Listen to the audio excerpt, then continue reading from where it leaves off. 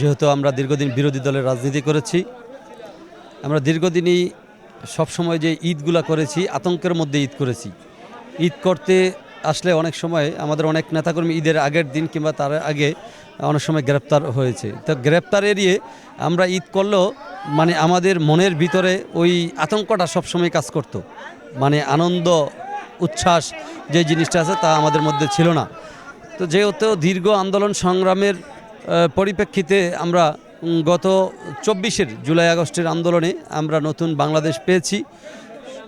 তারই প্রেক্ষিতে পরবর্তীতে আমাদের যেই গত ত্রয়োদশ জাতীয় সংসদ নির্বাচন গিয়েছে, আমরা গত 12ই ফেব্রুয়ারি আমাদের বাংলাদেশ জাতীয়তাবাদী দলের আমাদের যিনি মনোনীত প্রার্থী ছিল আমাদের নারায়ণগঞ্জ 1 আসনে জননেতা মোস্তাফিজুর রহমান বিয়া দীপু ভাই, উনি নির্বাচিত হয়েছেন। এটা রূপগঞ্জবাসীর প্রত্যাশা ছিল উনি নির্বাচিত হবে এবং তাই হয়েছেন।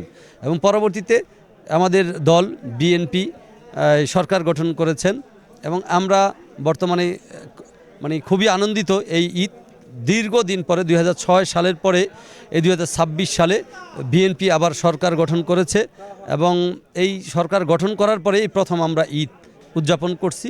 এবং রূপগঞ্জের আপামর জনসাধারণকে নিয়ে আমরা আজকে দীপু ভাইয়ের বাসায় সৌজন্য সাক্ষাতের একটি অনুষ্ঠান হয়েছে।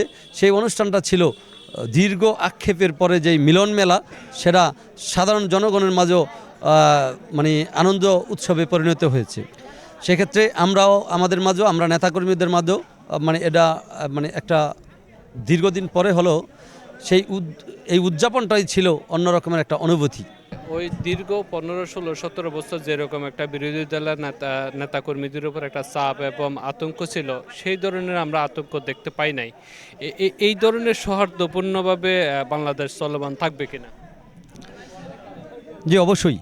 আপনারা জেনে খুশি হবেন, বিএনপি কখনোই প্রতিহিংসার রাজনীতি অতীতেও করেনি, এই গত 1.5 বছরও করেনি এবং ভবিষ্যতেও করবে না।